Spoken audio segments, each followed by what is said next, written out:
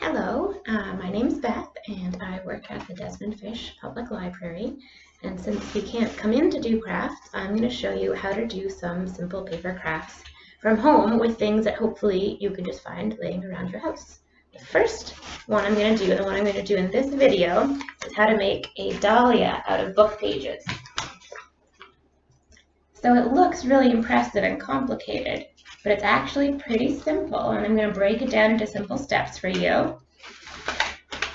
This is just squares of paper folded and glued into cones, and then many cones layered on a cardboard face. So the first thing we need is our paper.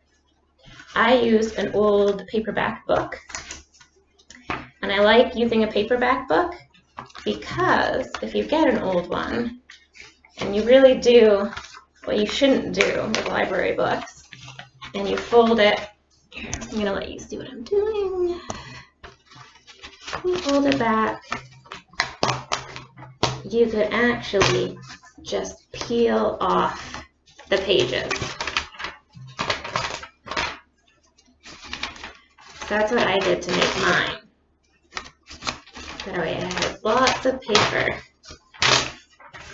If you don't have a book that you can bring yourself to tear apart, you can use construction paper, you can use newsprint, you can use the flyers that keep getting sent to you in the mail that you just recycle. It really doesn't matter what kind, as long as you're just consistent and use the same kind for the entire project. The next thing you have to do once you have your paper, it's my paper now, is to make it into a square. Now this is made with about 4 by 4 inch squares. And I say about because they're a little bit wider. I measured across my paper and then measured down the same distance. I didn't want to be trimming off a little bit of this just to make it 4 inches. I wanted to save myself some work. So if you have a ruler, and even if you don't have a ruler, you can use another piece of paper as a template.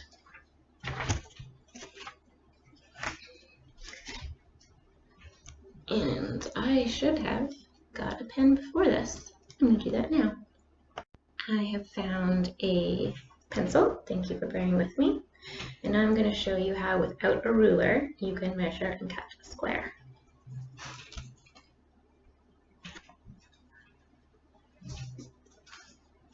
You are going to make a piece of paper into your ruler. So let me clear this away so you can see what I'm doing. So this is the paper I'm going to make into a square. This is the one I'm going to use to measure. I'm going to put this down on top. And since I know these pieces of paper are the same size, if I just draw a line here,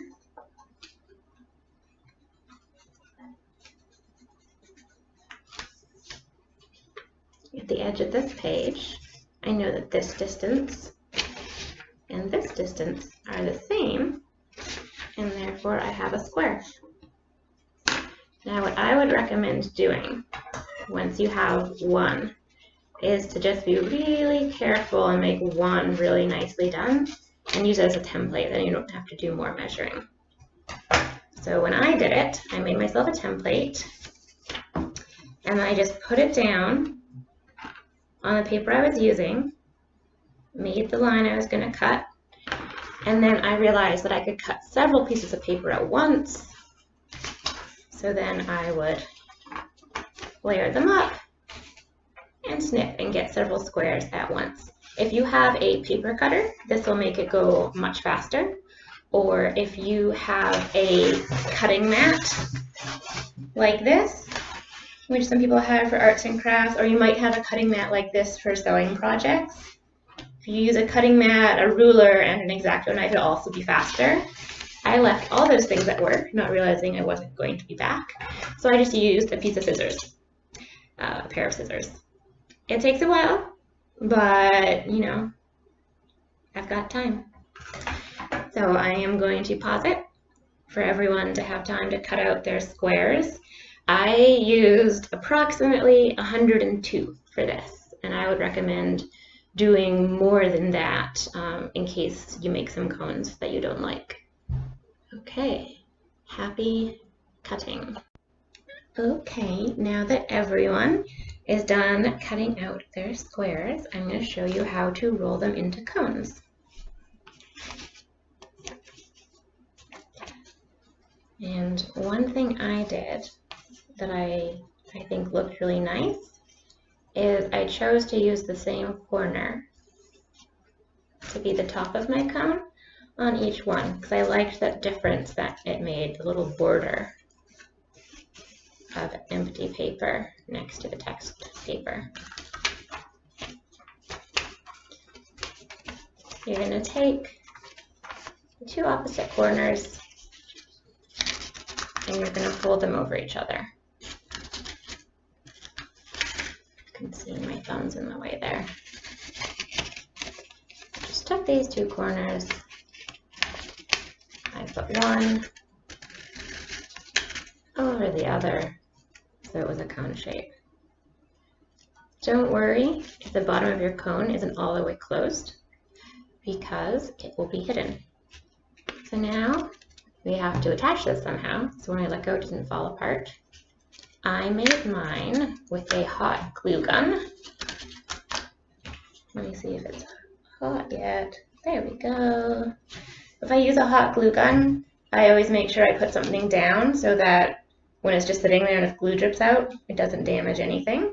I also make sure I have more glue sticks at hand, and I try and remember it's really hot. So all it takes is like a dot of glue, and you're gonna pinch.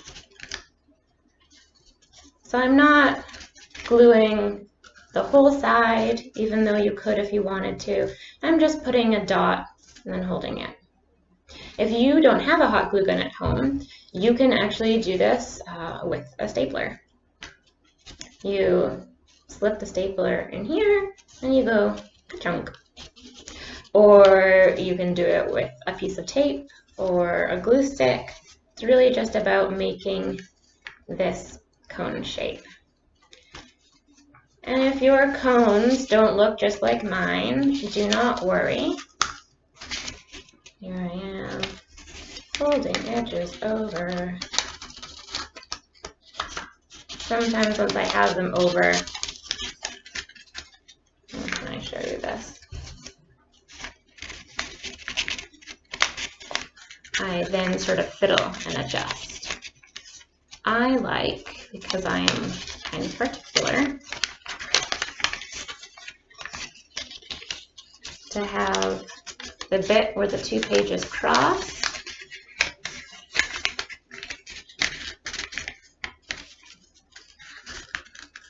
that bit line up nicely with the tip here. I just like the way it looks. It doesn't matter a ton. What really matters is that you're consistent, that you end up with a bunch of cones that look the same. That's what makes the Dahlia look so cool, is the repetition of them all stacked together. So you can do those, and it's a little finicky at first, and it's a little, takes some adjusting paper around, figuring out the best ways to hold it and all of that, but I guarantee by the time you've done 100, you will be able to do them quite quickly. And I am now going to pause this so that we can all make all of our paper cones. Come back from our adventures in making cones. The next thing we have to do is make the thing that we glue all of these to. And that is just a circle of cardboard. So you need to find a piece of cardboard that is at least 12 inches across. Now to make a 12-inch circle, to make a 12-inch circle, you can use a protractor, also called a compass. I have one here. If you don't have a compass, or if, like me, you found out that your compass won't go wide enough to make you a circle big enough, never fear. You can make a pretty good circle and a pretty good compass, a one-use compass on your own. Because this circle on the back, it does not have to be perfect. It will be fine if it's a little lopsided. This one is like a little lopsided and a little flatter over there. What you need is twine or string or thread or something like that. You are then going to wrap it around the end of a pen or a pencil. I use tape to keep it in place because I'm terrible at knots, but you could also use a knot. And when you cut this piece of string, you want it a little longer than 6 inches. We need 6 inches so that when we draw the circle, it becomes 12. And then what I do is I take a ruler, or I also have a ruler on my cutting mat here, and I measure from the end of the string, and I measure from where the string touches the pen over 6 inches. And then I keep my fingers pinched there. Now, I'm going to put it down on my cardboard.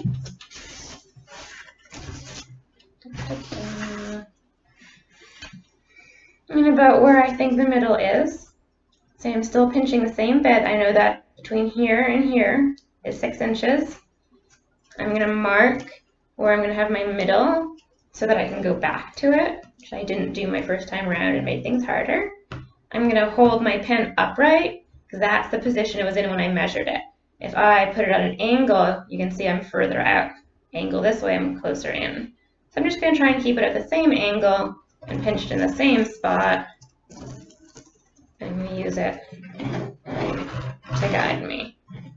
Now, if I go under my arm there, the string suddenly gets shorter.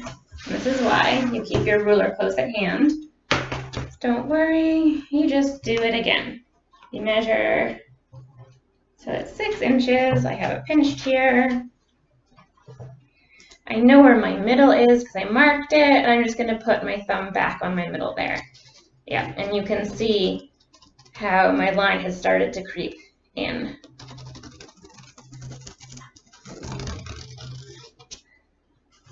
Now, you can see that's pretty messy, and it's not a perfect circle, and that is okay. That is good enough. What I'm going to do next is make a 10-inch circle. So I'm going to do the same thing, but measure 5 inches. And that is going to give us a really nice guide for where we're going to glue down our first row of cones. So I'm putting my thumb back in my middle. And I'm doing all of my scribbly, messy lines. And I let go, so I'm going to remeasure. It is much easier and more precise if you have a compass that will stretch out to a 6-inch diameter.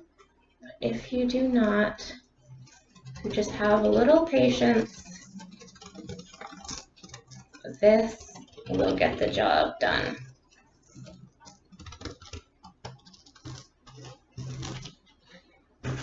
So I now have a circle within a circle, both a little messy.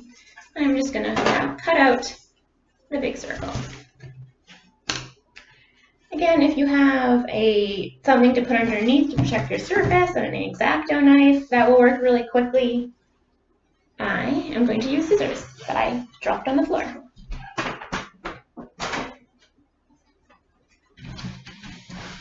Scissors. Now, this is also not a precise or a finesse job. I'm really just kind of hacking at it.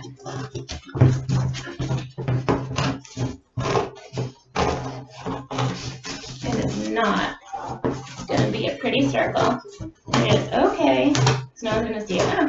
One of the amusing things that hot glue guns do is leave little trails of plastic that get stuck to other things, and it makes it look like things are floating.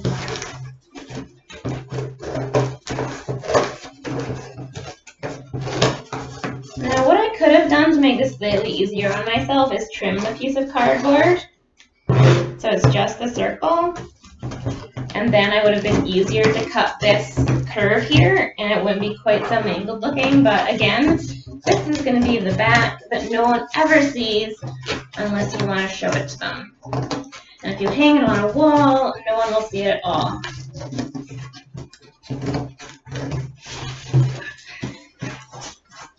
Can't.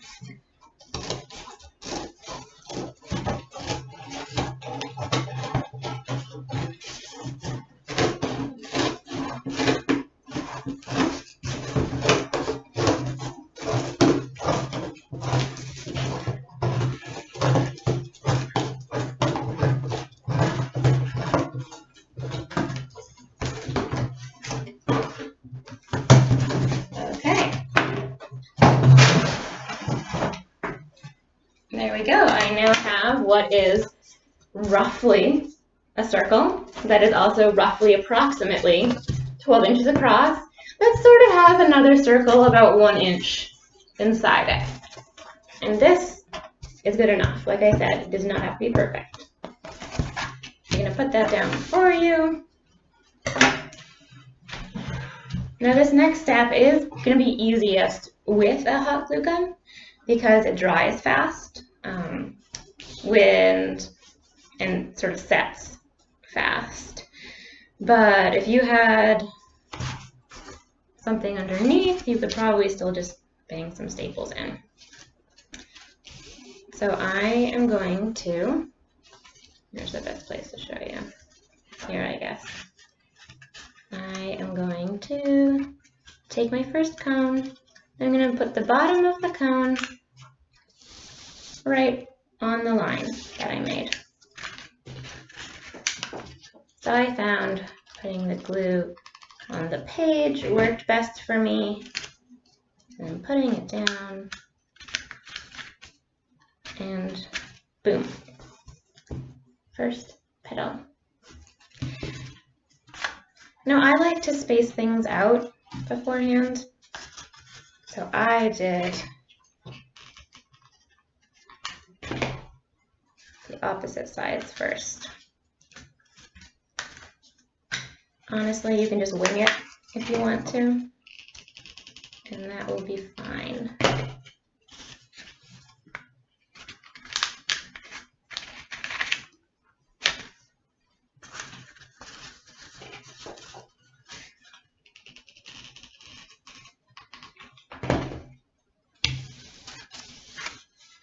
Let me see it. There we go. This is the first time I've ever made any sort of instructional video like this, so please bear with me. We've got 4. And now you don't want the petals to be right exactly next to each other. You want to leave space so that the next level can snuggle in nicely in between it. And we'll build up from there. So I have about 1/2 inch to 1/4 inch gap between my petals. It's a little bit closer, a little bit further. It really will not matter. The other thing you can do is if you decide, I hate where that petal is, boom! Put a different one somewhere else, because no one is going to see this part, so it can be as messy as you want. Now I'm gonna, pause this. Okay then, so we have our 4, and now I'm going to spread the others evenly between them. A little glue on the page there.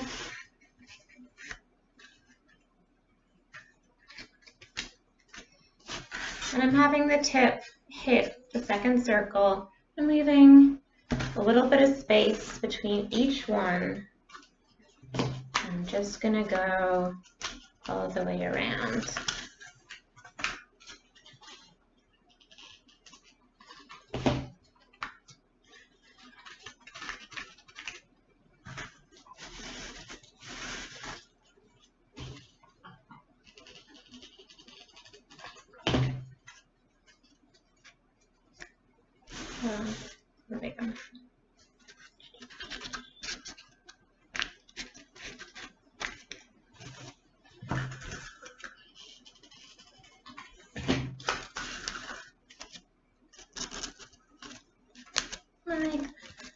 Like that. So I'll let you get that step done. Okay, so now everyone should have something that looks a little bit like this. And I used around 25. So there's a bit of space between all of them. So now I'm just going to set it down. We can start our second row. So you need more cones. And I have all of mine in a bin next to me to sort of keep them a little bit tidier. And this row, we're just going to nestle between the first. And where you want it to go is so that the tip of it here is just about there. You want it just a little bit lower than the others. Now it'll be easier to see when I glue some down.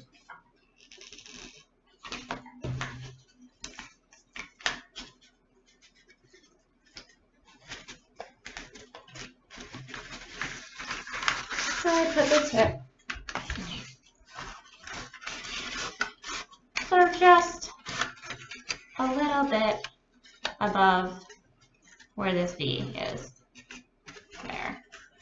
And when I glue it down, I do kind of flatten the end. So I'll do a few more with you.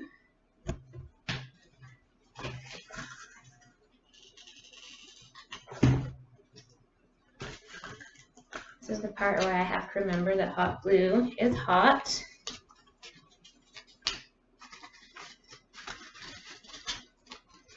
And just kind of squish down the end.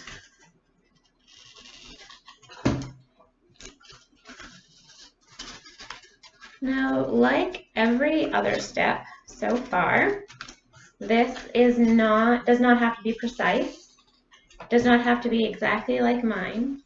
If it's just good if all of yours are somewhat the same. So if you glue your petals higher up here or lower down there, as long as you do the same thing for each one, you're going to be fine. Glue on the back. Arrange it between the others, line up the points, and squish down. You can see this one, I had kind of a bigger gap there, so it's sort of falling back a little, but it's going to be all right. And that is how we do our next layer. Just a petal at a time, starting in one spot, and working our way around.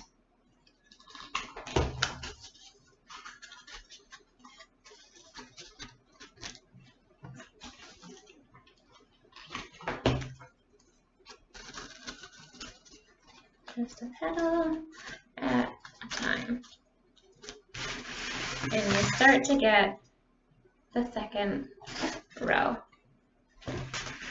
So everyone, I'll let you get that done. Okay, so the second row is much like the first. You just go around in a circle, gluing them down, and you nestle them between each other. I told you about glue strings. Makes it look like I'm magic. So the third row, again, we're going to nestle You can see better here. And you're going to nestle it. And the sun came out there. And glue it down. Now, if you don't have a glue gun and you're using a glue stick, you can still do this. You're going to just put a lot of glue on the back.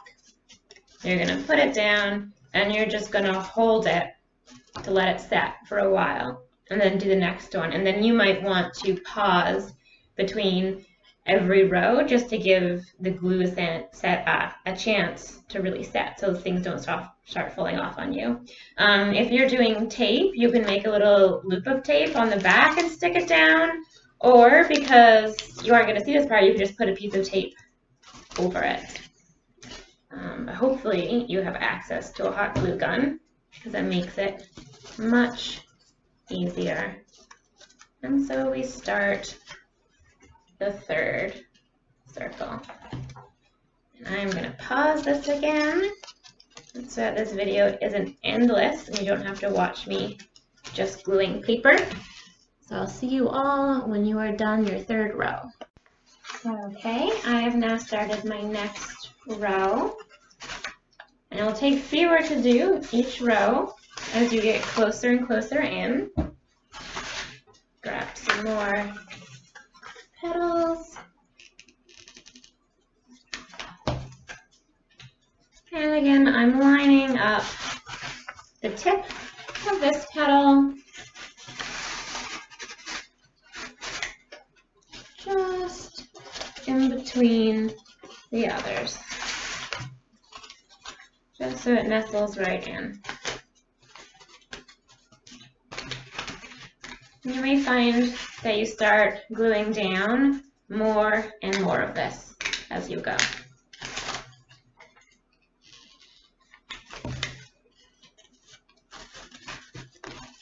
So I'm going to do a couple more rows, and then I will show you what happens when you get to the middle and you don't have any space left, how you finish it off.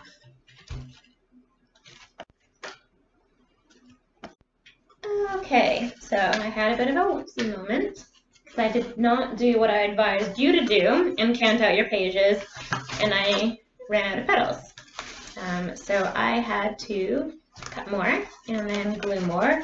I also had to start ripping up a new book because I finished off the old one. Luckily, and one of the reasons why I like using trade paperbacks is they're a standard size. So even though this is a different book than the one I started with, the pieces of paper are the same size. So it's just going to match in very nicely. My middle is just going to be a little bit lighter colored. So we're starting to get in to where it is kind of tight in the middle. And this is just going to be a matter of finesse.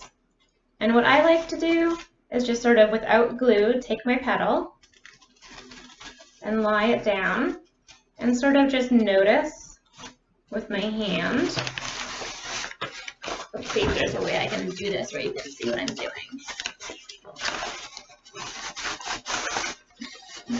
My angles. There we go.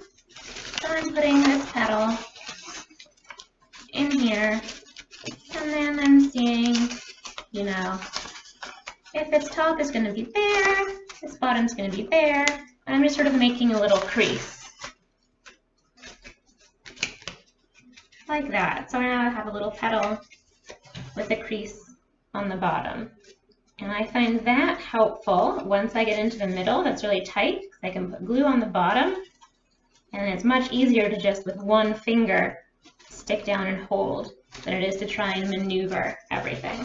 So I'm going to put glue on the bottom of a little fold I made. I'm going to slip it down inside the middle. I'm just going to stick one finger down in there and hold it. And then I'm going to do more.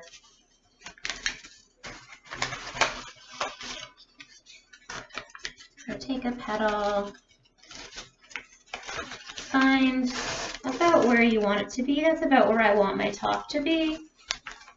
And then, so I'm just sort of pressing down on what's extra to find what it is I want to fold over. I'm dropping it, and now I'm folding it over, and now I'm putting glue on the bottom. And this will help you do the last couple of rings as it starts to get tighter and tighter.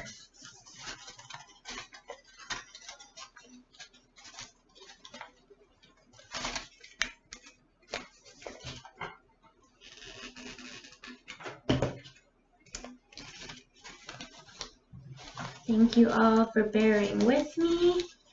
Like I said, I have never done an instructional video of any kind like this before.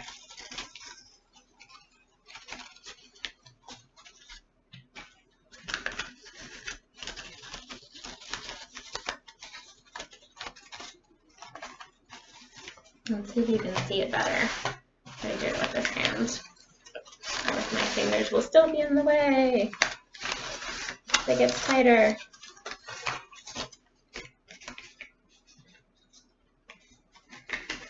To keep them consistent, you can even get a couple and fold them down to the same place in preparation for slotting them in to the middle.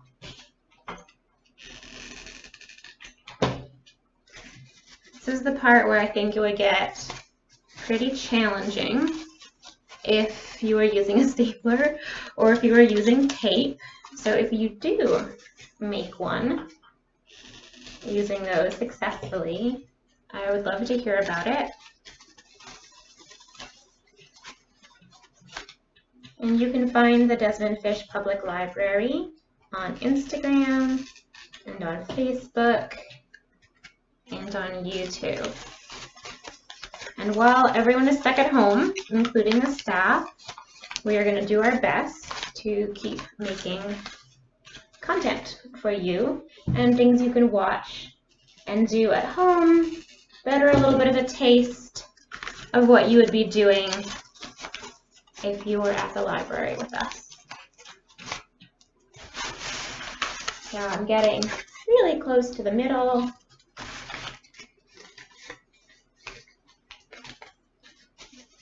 Folding them down to make them easier to stick in.